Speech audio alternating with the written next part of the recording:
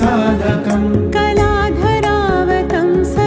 विलासिलोकरक्षकम् कलाधरावतंसकं विलासिलोकरक्षकम्